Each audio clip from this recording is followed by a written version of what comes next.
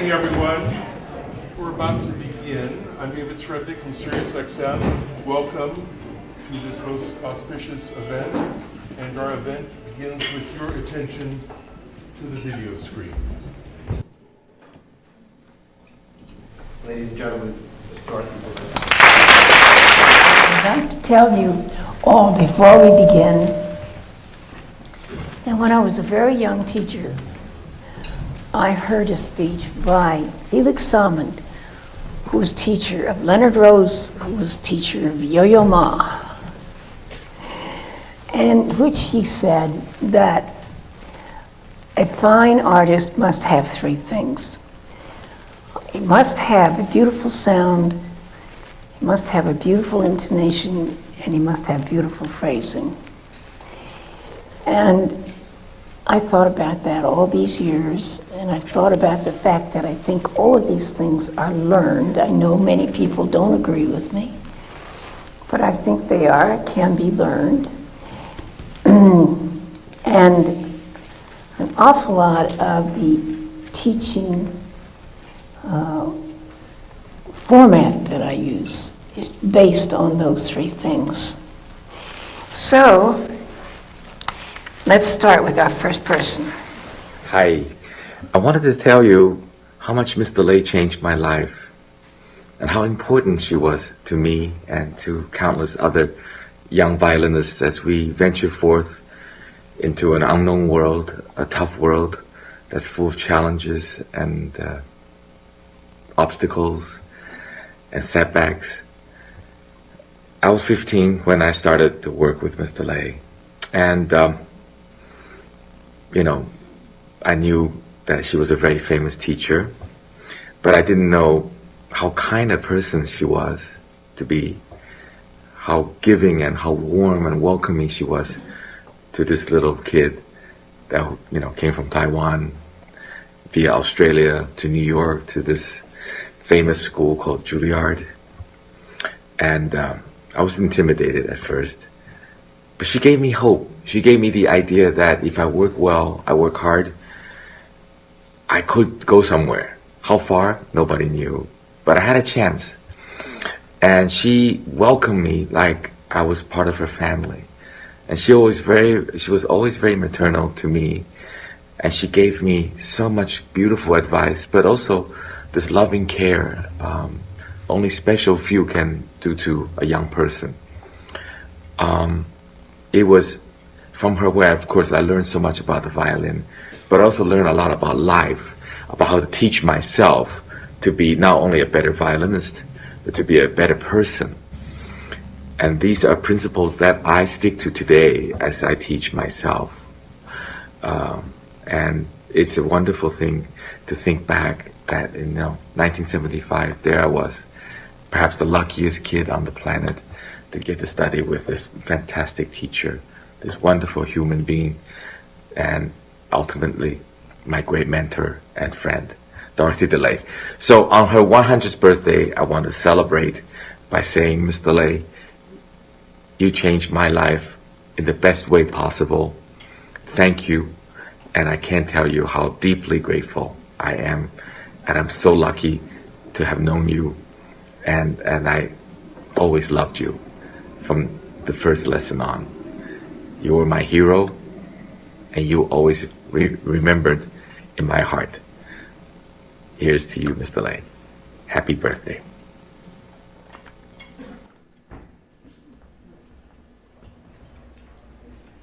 Well, hello again, and welcome to the Dorothy DeLay Centennial celebration. We're celebrating the 100th anniversary of one of the finest music educators of all time. This event is the brainchild of violinist Philippe Quint, who you will meet and see and hear from several times throughout the evening. Again, I'm David Srebnik from SiriusXM, and absolutely pleased and honored to be here with you. In the next hour or so, we're going to hear performances by several of Miss DeLay's students, and even more wonderful, we're going to hear from some of her students. So there's a lot of good music to come. We have some special surprise guests coming up at the end. We'll also have a brief panel discussion at the end where we'll discuss the Dorothy DeLay legacy. At this point, I want to thank the many people who have contributed to this event behind the scenes. Thank you very much. Also, thank you to those who we will meet who will perform in front of the scenes. And I think we'd all like to thank music educators everywhere for the important work that they do. So I thought before we begin, as our performers warm up, that you and I might join together for a little warm up as well. And I suggest that we all join together and say one of Miss Delay's favorite phrases. So on the count of three, we'll all say, "Hello, Sugar Plum." 1, 2, 3. Hello, Sugar Plum. Terrific. We are ready. So our first performance is of the Moszkowski Suite for 2 violins and piano. And we will first hear from violins Chee and Nikkanen, and they will play the first 2 movements, and they are joined by John Novacek.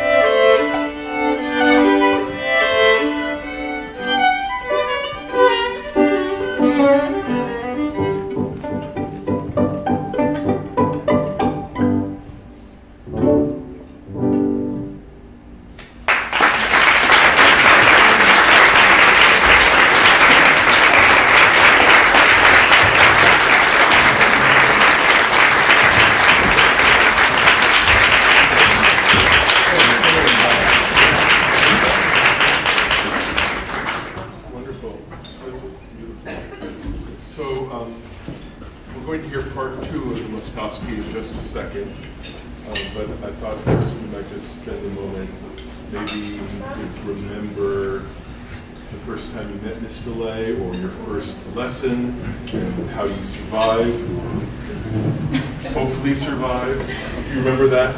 Well, I remember coming over to America when I was 13 years old, and of course it was my dream to, first of all, come to America to go to Disneyland first. But of course I had heard about Dorothy DeLay and what an amazing teacher she was, and she had great students. So to be just to be accepted was such a huge honor, and I didn't speak any English, so I was just really intimidated by her presence. But I just remember feeling, as soon as I saw her, she just had this beautiful beaming smile, her signature smile, and it just immediately melted me. I was just in love with her from the first moment. And one of the first things I remember, the lessons, because Miss DeLay will come in, we'll schedule lessons earlier than she would actually come in for. So a lot of times we will spend a lot of time waiting for her, and then when she does come in, and then of course I will stand in the very back of the line to talk to her to get my lesson time, because I didn't speak any English very well. But I remember she was just really, really kind. Yes. So you got off to a good start. Yeah. So Kurt, I wonder if there is a piece or several pieces that when you hear them, maybe on the radio or in a concert hall, works that you studied with her that just immediately bring her mind, her face, her voice to your attention right away? Well, of course there are. There are many pieces that that I play and hear on the radio and will prompt a specific memory spent with her. And Tchaikovsky Concerto comes to mind right away because it was the first piece I studied with her when I entered the college. And that was sort of a transition year for me. And the thing that made her, well, there are many things that made her a special teacher, but a couple of things stand out in mind and that we worked on with the Tchaikovsky and so on. And I asked her one day, Miss DeLay, so many great artists have played and recorded this concerto. Where does one fit into this picture now? If you're a young artist and you're trying to put your personal stamp on it and so on, what do you do? There's so many fabulous performances, and it was a bit intimidating to try to come up with something. And she said, honey, it's not so important that you be original, for originality's sake. It was more a case of she wanted to awaken a sense of question in me with a very familiar repertoire, but the kind of healthy questioning of the accepted, the conventional wisdom, shall we say, that is based on rigorous study of the score and actually being able to back up everything you're doing. So in other words, she wouldn't let me do anything different unless I could justify it verbally, or had to be backed up by something harmonic or something that was in the score. And there you would find opportunities to bring something of your own to it. And I never forgot that. And it's been, whenever I teach now, whenever I listen to music, I hear her voice in my ear. And the other thing, the second thing that really stands out is she said to me one time, in terms of teaching a successful lesson, it's not the quantity of things that come out of your mouth during the lesson, it's the quality of things. And sometimes in a lesson she would only say 2 or 3 things, or even one thing, but it would be like the most important thing that would boost your playing, take it to the next level if you really thought about it and incorporated it. And a lot to learn from that. And as we'll hear later in the evening, she was one of those rare teachers who often asks that rare question, well, how do you think it should go? Yeah, more often than telling you, okay, play it like this, and this is my interpretation of my set of bowings. And of course, she would give you access to her bowings and fingerings and so on. But that was a jumping off point, and it was supposed to spark a line of inquiry more than anything else. So very often she would say, what do you think about making the retard there? And it would be clear from that question that she wouldn't really agree with my making the retard where I did. But if I could say, well, Mr. Lay, I believe in it because, in the bass, there's an important harmony and that needs time or something like that, she'd say, okay, granted. And it was almost like we were building a legal case to support your point of view. I think she even used those words once. She said, You are like you're like a lawyer. A great lawyer has to do endless preparation to be able to back up anything that should come up in the courtroom. And you're making your case for your interpretation of this piece every time you go into counsel. So it was memorable. Well, this program has taken a very interesting legal turn. So you will be back later for another Yes. performance, and we'll continue with our next performers, who are going to bring us part 2 of Moszkowski.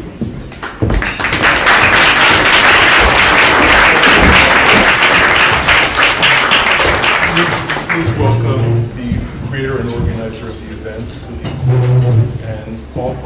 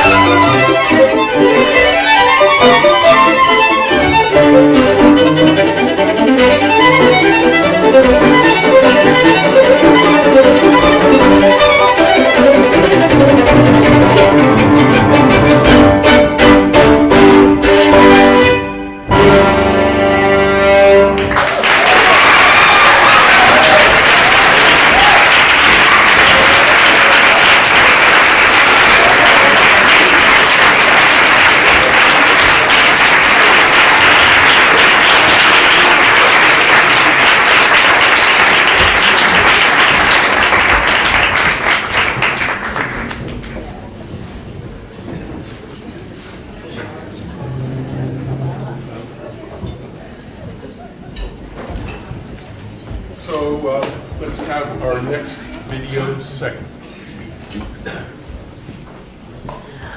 For me, it would be better not to do the same shift in that phrase.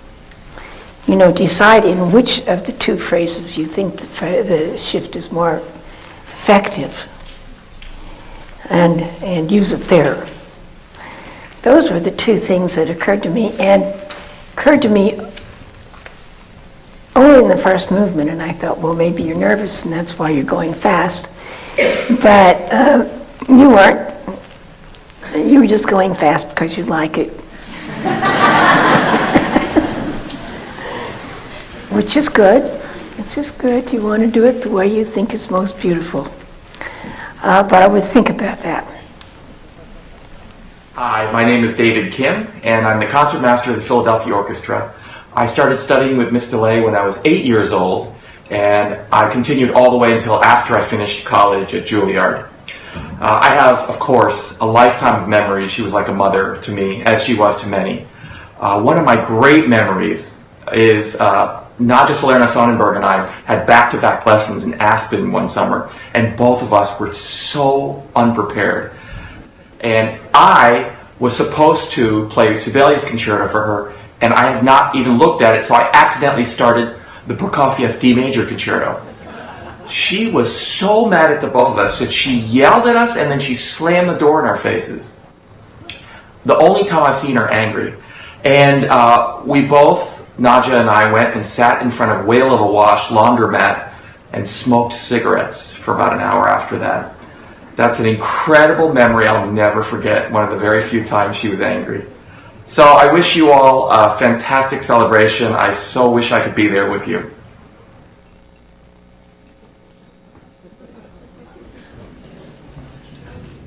So I'm very pleased to announce that this event is being streamed live by the Violin channel, so thank you very, very much. And that's a wonderful piece of information, but there's a downside. My mother is watching, and she just sent me a text saying, "You need to speak up."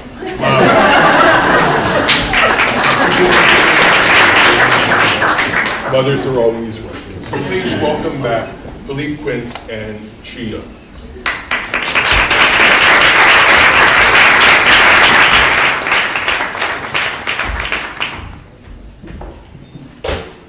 just come through close. Here they are.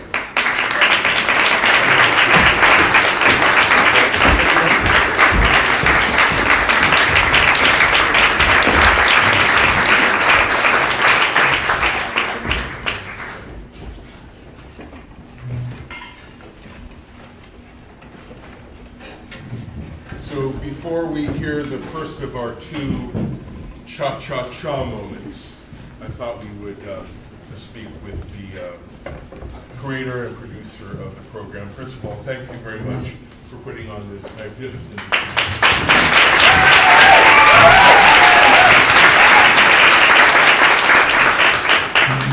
Called me one day and said, "Listen, I have an idea," and here it is. So congratulations. This was something that perhaps you felt you almost had to do, not just for the violinists of the world, but maybe for an even wider audience. Absolutely. This idea has been brewing in my head for several years, actually. I was aware that this year is Miss Delay's Centennial, so I really wanted to do something. And Chee was also one of the first people that we discussed this idea, and she immediately agreed. And then from there, I've contacted, I don't know how many people, to be honest with you. As you probably know, Miss Delay had quite a few students. And I even remember how, as a kid coming from Russia without much English at the time, I auditioned for her, and she immediately invited me to come to Juilliard School pre-college, and that followed by Aspen. And I remember going to Aspen, very, very proud, the luckiest, I felt as the luckiest kid on earth. And I started meeting other students at the school, and I would ask them, they would ask me who I study with, and I said, I study with Dorothy DeLay. What about you? And the answer was, I'm also studying with Dorothy DeLay. And then the next person also studied with Dorothy DeLay, and the next, and the next, and the next. So there are quite a few of Miss DeLay's students out there. And I've studied with her probably for 9-10 years. And I found her to be just this extraordinary individual that impacted so many lives, and not just violinists, not just musicians, but just everybody that came to know her. And I think we have a lot of those people today as well. So this event is, in the world of fast-running history, is to remember someone that left an incredible mark on all of us and a lot of people in the audience, and her legacy will live for many, many years. It's being passed on.